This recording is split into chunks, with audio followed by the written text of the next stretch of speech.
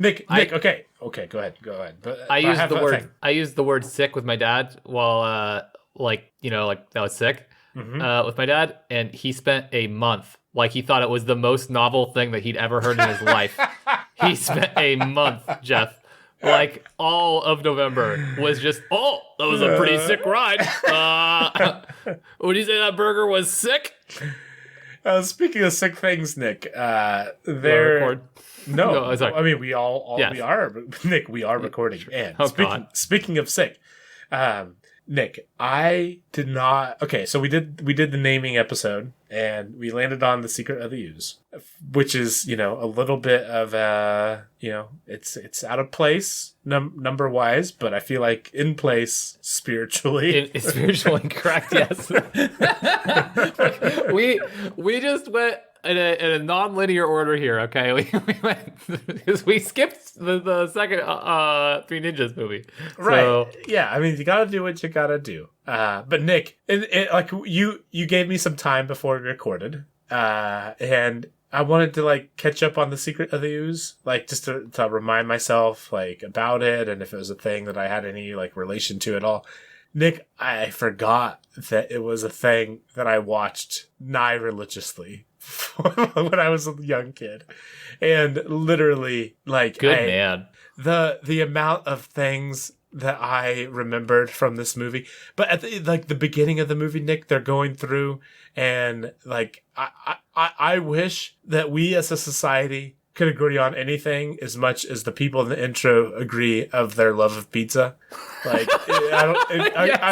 you familiar at all with the intro? No. So Secret of the Ooze, I don't think I remember Secret of the Ooze well, but I can tell you that I owned the original Teenage Mutant Ninja Turtles film, for sure. Okay. And I can hear Splinter describing in the early, in the opening, 4 baby turtles. I can hear him, dude. In my brain, it's still there. The movie came out before I was born, and I still, I know. I'm completely with you. I don't know how much I watched Secret of the Ooze, though.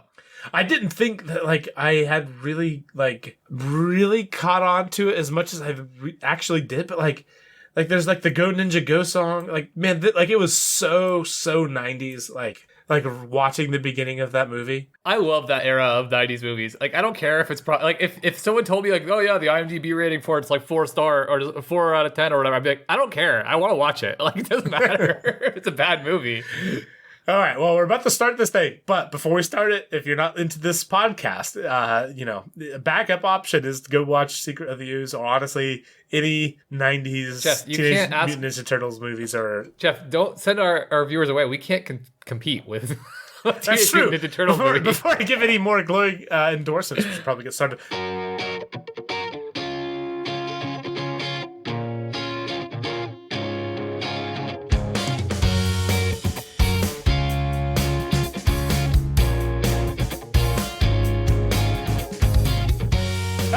Welcome to the Year We Started a Podcast. It's a podcast born phoenix-like from the ashes and oozes of last year's podcast. I am your co-host, Jeff. I'm your other co-host, Nick, and I don't like the idea of being born from the oozes of... It's only going to get worse, bud. I'm sorry. Good. Great. Sick. But anyways, yeah, we're a couple of friends, half-continent apart, a lot of ooze apart, that would like to come together. And man, this is bad. This is going to be a hard year, Nick. We like to come together and talk about some of the things that are fun, interesting, and oozy to us. Nick. Yes. We've talked about this a lot. This kind of things peripherally to this a lot. So I didn't want to make this a main topic. But I read about a thing this week, and I read a couple of articles about it that really play into our talks about attention span and how social media and being generally connected can be really detrimental to our productivity and our ability to focus and all of that goodness. Yeah, Nick, I'll tell you. Now that I see what you've just said, plus what your title of this topic is, I'm ready to dive into this. This is good. I was gonna say, have you heard of this? I have heard of this. Nick, you want to explain a little bit more? I don't want to spoil anything. So I read about a term, a psychology term called the switch cost effect. And the switch cost effect is basically talking about the fact that we believe that we are all multitaskers, or like most people believe that they are multitaskers who can focus on multiple things at once, and like a small interruption doesn't like really affect them. But what is really happening is that we are juggling between different options, and we are changing our focus between different tasks or different inputs all the time. And so while you may think that like, oh, if I get a text and it's a 5-word text, I could just read it real quick and go back to my work. What's really happening is your brain has to reconfigure to looking at the text and processing the text, who it's from, what's going on with it, like what the flow of the conversation was in your text. If you respond, whatever, it doesn't matter. But then when you go back, you're not at the same spot that you were at before. And what that means is there's a cost switching between effects in terms of your time and in terms of your ability to actually focus. And it's a pretty big deal. Like it can have a very, very big effect on your productivity. And I think a lot of us like realize this, that even though like just having a phone on when we're like working from home or when we're just doing whatever may not seem like a big deal, it can like really negatively affect us. Like, and we've talked about this before, but you're like a totally keep the phone out of reach when you're working kind of guy, right? Well, man, Nick. And it doesn't just have to be phones or text, but yeah, sorry. Well, no, I'm trying to figure out exactly which avenue I want to go down my rant on, because like Nick, you have hit quite the vein here. Like, yeah, like props to you. This might accidentally be the entire episode just because of rants that I have. No. Okay, so let's just talk about the phone thing. I have very, very, very few non-negotiable rules for the people that I work with, like that work for me. Yeah. The number one, and potentially, I'm trying to think about it, maybe the only, like I can't negotiate this with anybody. This is a non-negotiable thing for working for Jeff, is if I'm working with you, collaborating with you on a thing or teaching you something, your phone doesn't exist. Like, yes, obviously, if you have like if somebody's in the hospital and you're trying to keep tabs on how they're doing, like I'm not like some monster, but I swear, if you check your phone to like look at whatever random Facebook notification popped up on your phone when I was talking about how derivatives work or whatever, like, or how like are you teaching calculus? Or yes, sometimes, or how correlated subqueries work, like I am going to lose my mind. Like I'm over here giving you my all, and you're letting any amount of my all be taken over by stupid random crap on Facebook like that. So yes. No, I completely agree. And I truly believe that like that is a huge detriment to anybody like learning how like, or like just collaboration in general. Like I just don't think that is good at all. Like, no, I mean, I completely agree with you. And by the way, like all my first jobs, like I wasn't allowed to have my phone. You know what I mean? Like, good. I would have gotten fired. Like but it would have been obvious. Like it's very interesting to me, but it doesn't matter. Like I completely agree with the sentiment, and you're completely right. Like when you switch back, you have to like imagine that you know, everyone experiences this when they're reading something. If you look at a text while you were in the middle of reading an article or a book or whatever, you go back and you're like, okay, where was I at on the page? I'm like, okay, what was happening beforehand again? Okay.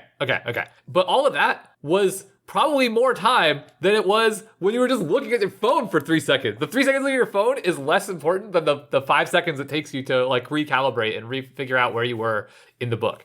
And that's the entire thing. So, okay. I don't have a ton for this. I didn't have a ton prepared for this, but I completely agree with you. And it's been a really big personal, like, this has been a thing that I've had to like kind of get myself to play ball of like not allowing distractions in my world, because I'm from home for the first time ever. I'm like working from home for the first time ever. And like, it's just not the same, because I always have a computer or Reddit or YouTube or a podcast or my phone to text people available to me at all times. And it is so detrimental. I don't have a ton of like data or anything like that two numbers that like jumped out to me, like were there's a here. Sorry, let me find this one. So according to a paper that was written in the late 90s, not even talking about texting and stuff, right? When people engage with like switched costs, their productivity can drop up to 40% of someone's productive time can be used up. So that's just a time perspective. And when people were given an unlimited time for a test, in a different study, people without a phone on did 20% better than people with a phone on who still had unlimited time to do the test. Mm-hmm. So like you still aren't completely engaged. Like you still struggle to be completely engaged. The bigger thing is time. Most of the stuff that I saw talked about time, but it also like actively makes you have to think about different things, and it doesn't allow your brain to like get into a longer form version of focus. And yeah, I just think it's like a pretty universal concept that is definitely present for me. That's not to say that some people can't do it better than others in some jobs. Like, you know, if you're talking to somebody while you're doing your laundry or whatever, or cooking, it's not going to hurt you or anything, right? Okay, but, can it be my turn now? Turn now? Okay, here we go. Okay, here's my manifesto on this topic. Okay. Oh, man. So I have worked in a position that more or less does programming type things for last 9 years, or let's call it 6 years, where I've been really doing things that are more or less either a combination of coding or coding and talking to people and doing leadership, blah, blah, blah. Here's the thing. I always knew that it was really, really frustrating to like have somebody walk by the office and like be like, hey, like where are we at with blah, blah, blah, blah, blah. And then you feel obligated to answer because they walk by your desk and you give the answer, and then you have to like try to like get back into it. And like we've talked about on the show before and with other people, like I have this weird thing that I do where I listen to like the exact same music, where I just like listen to it on repeat because it kind of gets me back into the zone for things. And like I could use that as a little bit of a crutch for that sort of thing. Yeah. And then the pandemic happened, and there was no longer anybody coming past my desk anymore. And there are downsides, and like we actually literally just talked about this off air before the recording. Yeah. There are downsides to working full remote, specifically with when it comes to like relationships and collaboration.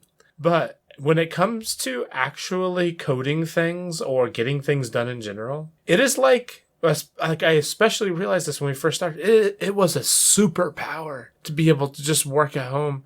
And then the only people that would reach out to you would do so through means that you could either close, like when it came to email, or you could mute when it came to like chat, like through Teams or whatever. Like I could be inaccessible fully. I never even thought about that from the perspective of somebody who is kind of like a resource or like an experienced person. I mean, like I had roles where I was the person that everyone asked for. Where is this thing? What do I have to do for this niche process or whatever? And I never even thought about it that way. But you're totally right. Like that's absolutely like that's a mental investment that is always present for certain people, right? Yeah, and like it wasn't a unwillingness or a lack of desire to like try to help with things. It was really just like, hey, like this is super important that we get this done, and I need to focus on this, and anything else honestly can wait till tomorrow. It's now 2:00 in the afternoon. I have a few more hours where I can dedicate this like entire amount of focus and time to. I'm going to close my email. I'm going to close my chat. I can now focus on this, and literally, short of coming into my house in the middle of a pandemic, you cannot come to bother me or calling me. But like honestly, at that point, like I don't know. Yeah. Nobody's gonna call me. Like that's fine. Right, like everybody already do. That's been off the table for a decade. Yeah. But like to be able to actually have that ability to turn off everything and actually focus on that, and not have the ability for people to just walk by and bother me.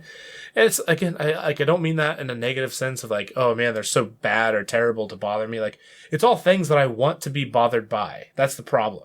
Like I'm a curious person and a helpful person, and I want to do all the things and be helpful to all the people. but that is incompatible with being maximally efficient with how you work on things. And so if I know that, like, yes, I definitely, my personality wants to be distracted by these things, but it's more important that I get this stuff done. To be able to actually do that is huge. It was like a superpower when we first did it. And the crazy thing is, too, is like there were times where I would do that like 11 o'clock in the afternoon, like after I'd gone through some of my email and like following up with people and whatever. Nick, in the early days of the pandemic, I would do that like before lunch. And then I would realize like it's 5 o'clock in the afternoon and I haven't even eaten lunch because the entire day has flown by and I've done so much. And I'm so proud of all the ridiculous amount of things I've done.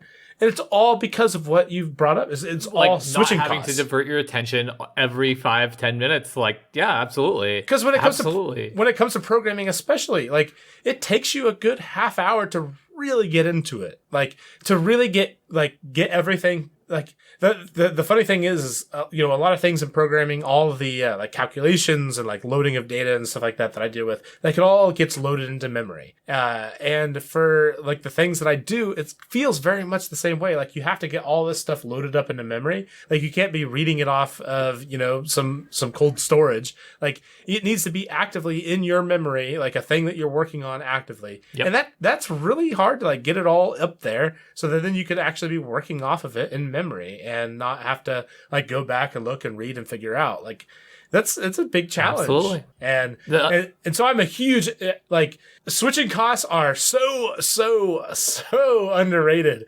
and like are huge barriers to like productivity. There's lots of reasons to not like that are benefits to figuring out ways to like collaborate with people and whatever. But like when it comes down to it from a pure productivity standpoint, switching costs are enormous. Completely agree.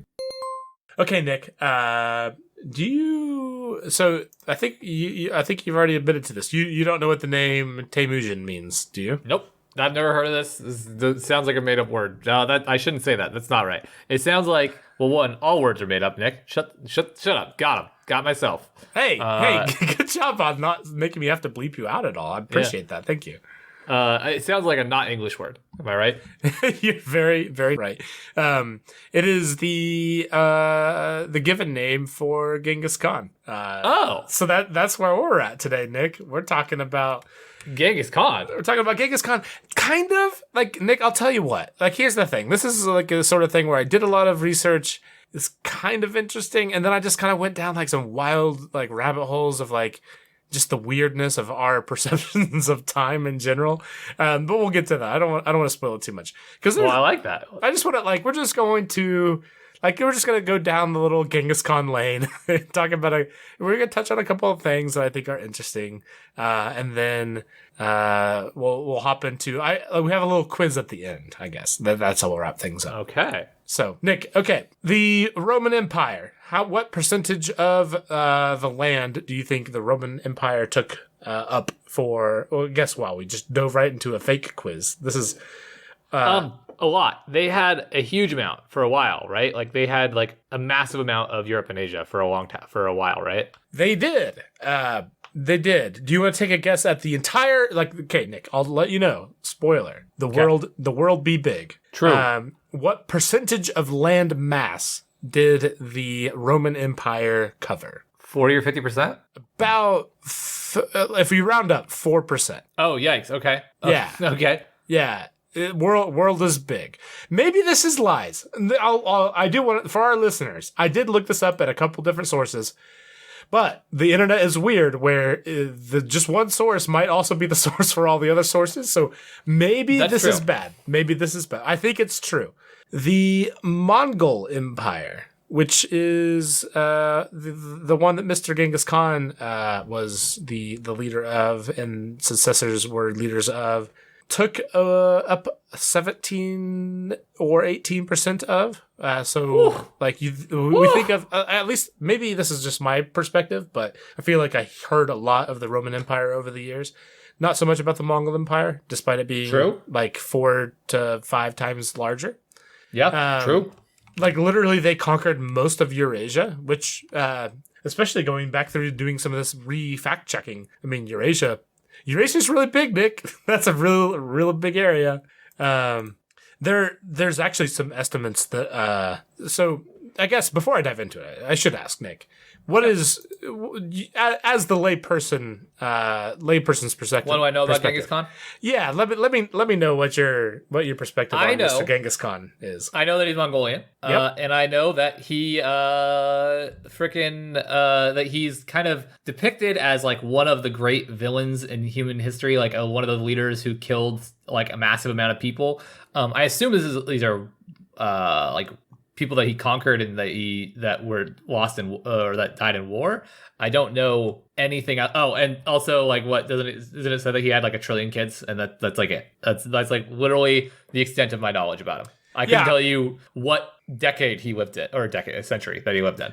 Oh, that's perfect. I'm actually gonna take it a little bit different perspective. He's actually way more peaceful than people realize. Okay, just kidding. He's definitely not. Oh, I'm sorry. I had to mess with you a little bit there. Yeah, that's fair. That's fair. Sorry, you got me pretty easily. I was like, oh, really? Hey, we're really trusting of one another. I appreciate that. No, so depending on how you look at it, and obviously there's lots of estimations going on with this, but like somewhere around 10-11% of the world's population was killed by people that were people the Mongols had killed directly. So that's hey, real, Jeff, Nick. That's real big. That's big. A lot. That's what I would consider a lot of people, Jeff. 10%. Yeah. If you compare that, I mean, not to get a little too dark, but the worst pandemic ever, Black Death, etc., was like around. So like the Mongols killed somewhere between like 30 to 60 million people, and Black Death was like 70 to a couple 100 million people. I mean, obviously the pandemic was worse, but. Yeah, the fact that you could even be in the same ballpark, like that is crazy. I think it's called the Black Death. Like it wasn't. Yeah, what is it? The Black Death killed like 30% of Europe or something. Right. I mean, 100%. That is exactly it, Nick. I mean, here's the thing.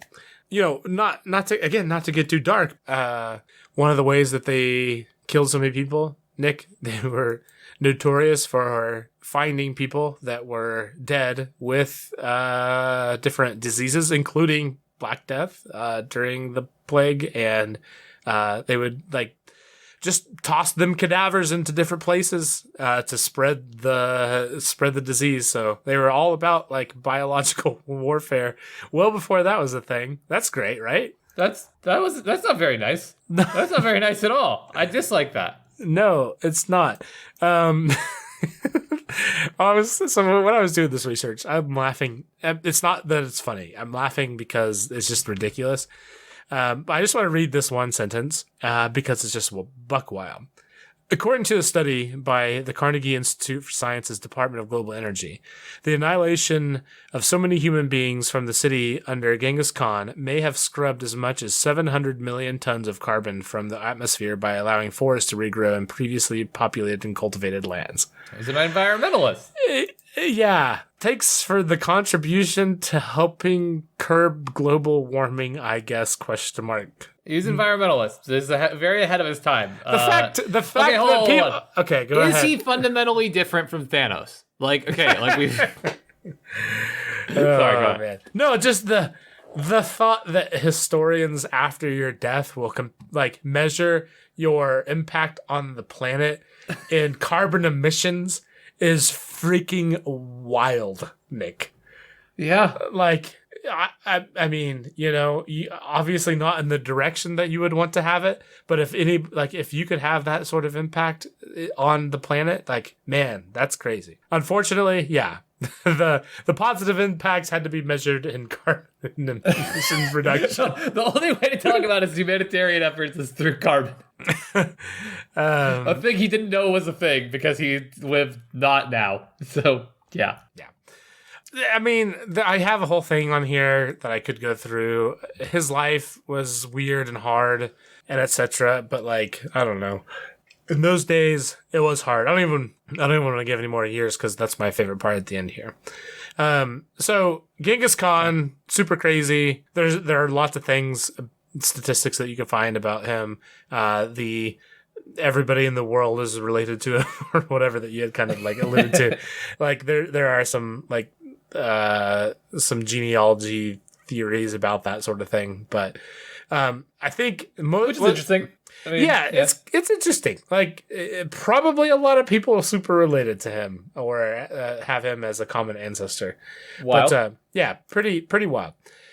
What I found most wild was this wasn't a thing that I started in a vacuum. I actually started doing all this as kind of a byproduct of looking into some things with the Roman Empire that I was like using as a topic that I'd kind of like poked and prodded at over the weeks.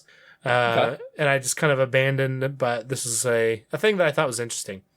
And then what I really thought was interesting was like thinking through some of the other, because Nick, I'm not sure if you know this or not, but I really, really like this sort of weird history, old stuff. And there are a number of things on my like backlog of random stuff. So all the things I'm about to mention are very, very likely potential candidates someday down the road to talk about a little bit more.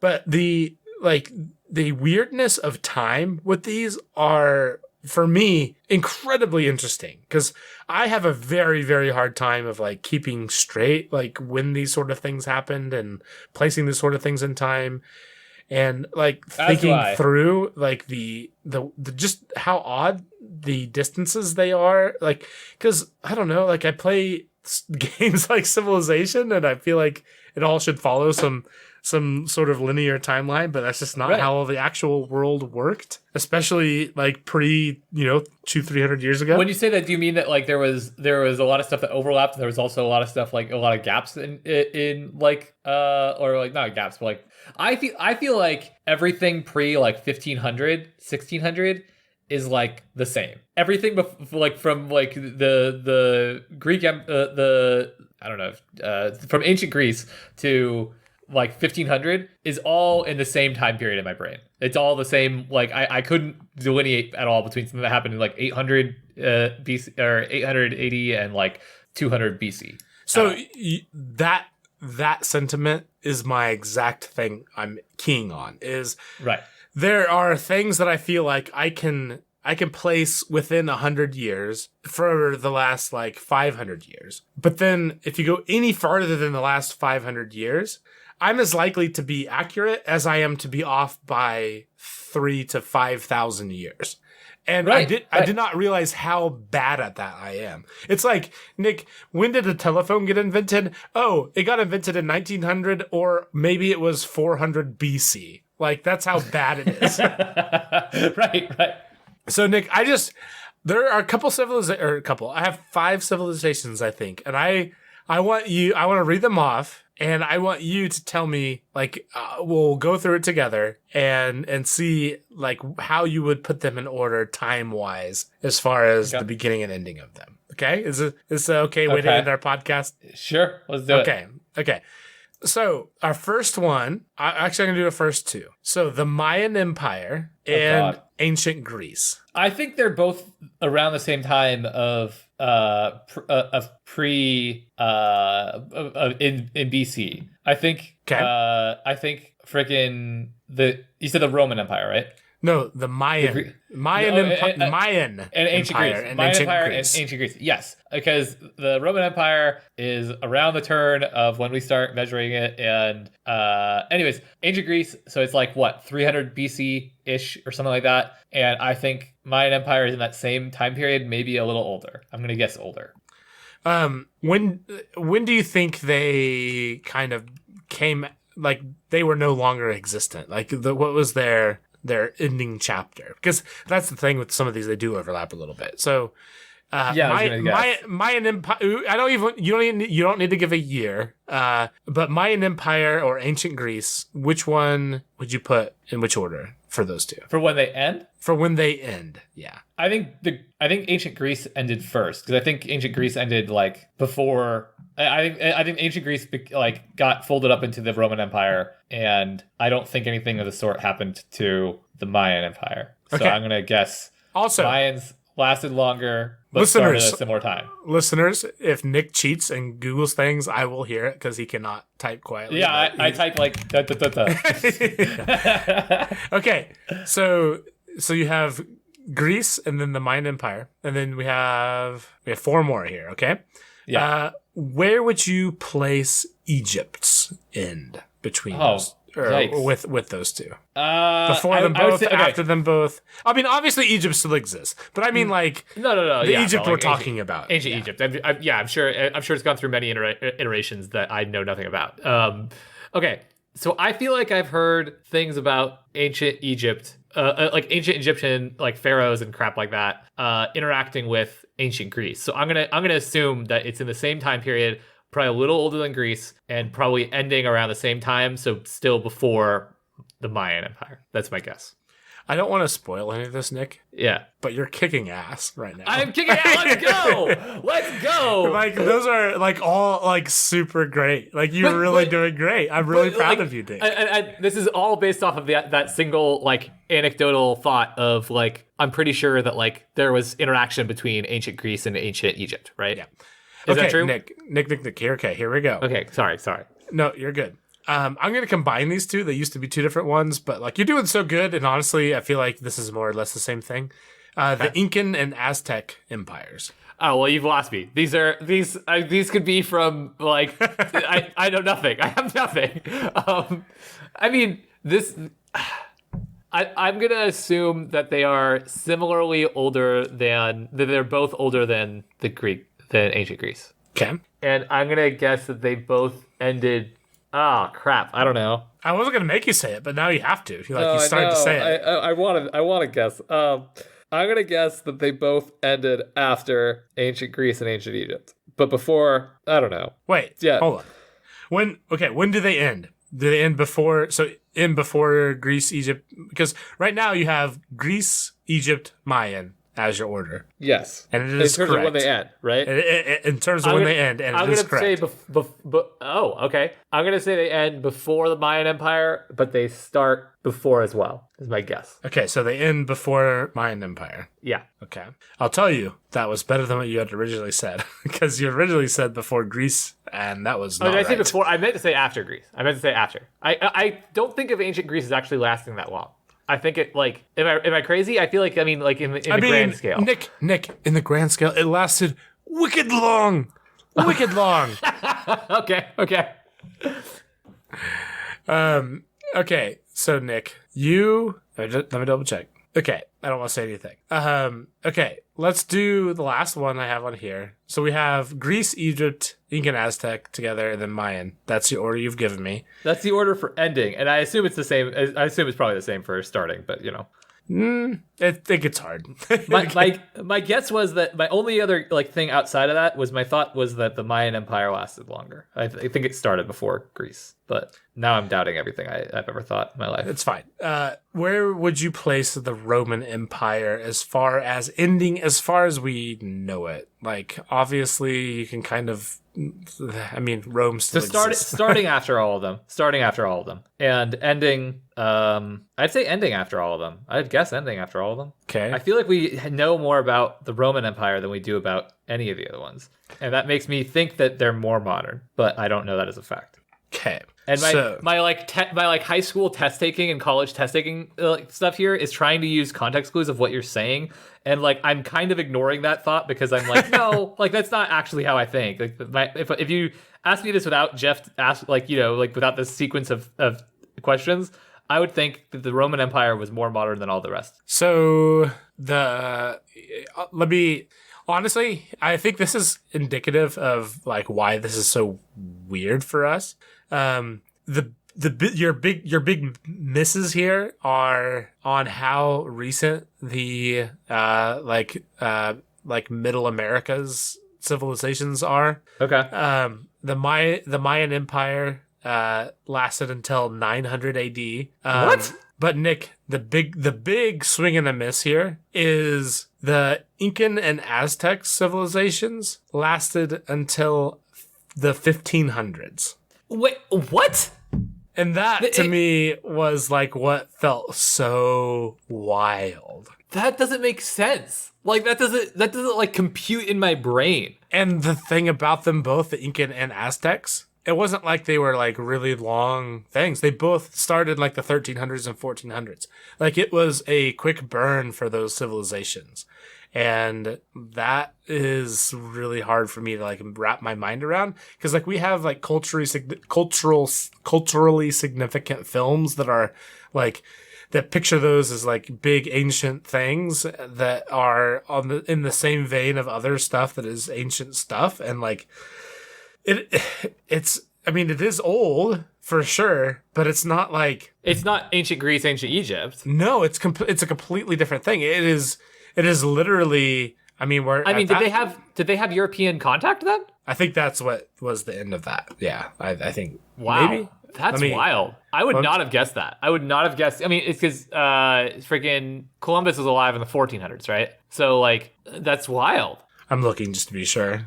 Yeah, that's exactly. Yeah, so yeah. Late 1400s is when American contact to the Americas happened, or when contact to the Americas happened. So, yeah, I mean, that's how those civilizations ended. I mean, that's like, there's no ifs, ands, buts about it. That's how that happened. So, the part about that that's like really crazy to me is that you got it completely right. Is that I picture those as ancient as ancient Egypt, or ancient Rome, or ancient Greece. And like to think that like they could have had like contact with like, you know, Enlightenment era like freaking Europeans is like wild to me, because I just don't think they're ever depicted that way. No. And I mean, not that I'm not sure how you accurately depict, you know, the ancientness of things, because you can have really advanced civilizations. Like I've heard that like Egypt and fucking Greece were like very sophisticated in a lot of ways. Like we still study like things about them.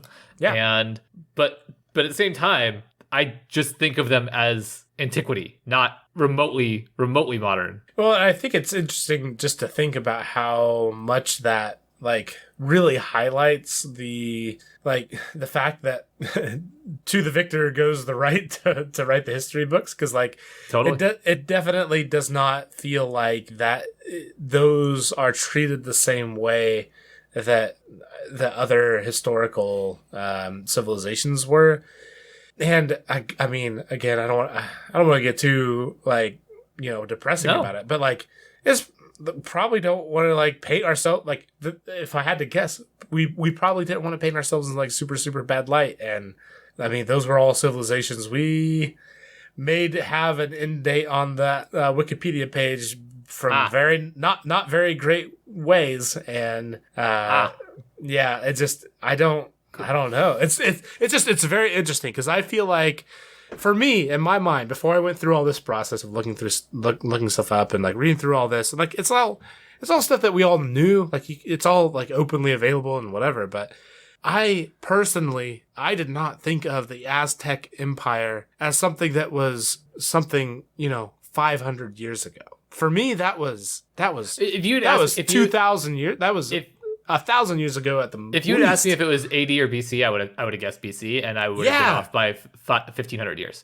We think of Aztec ruins, right, and Mayan ruins. I've seen them. Like, all right, Nick, let's take our secrets and our ooze to the outro here. Oh man. Hey, here's the thing. So we do it bi-weekly. On the off weeks, we do a Patreon-only podcast. If you want to check that out, it's like this, except for, I don't know. It's not less. I don't know. This one I feel like is a little pushing the boundaries, but it's just us hanging out. You can check that out if you'd like. It is at patreon.com/TaiWasap. Yep. And you can follow us on at TaiWasap on Twitter, Facebook, Instagram, TikTok, or YouTube. And you can find all of that at TaiWasap.com. I also think you're right. I don't really know if it's any more off the cuff, because I like our podcast when it's more off the cuff. It's probably like less researched stuff on our Patreon. I don't even know how to describe the Patreon difference anymore, but there's a little bit more content there. So yeah, it's more content. We have, I don't know.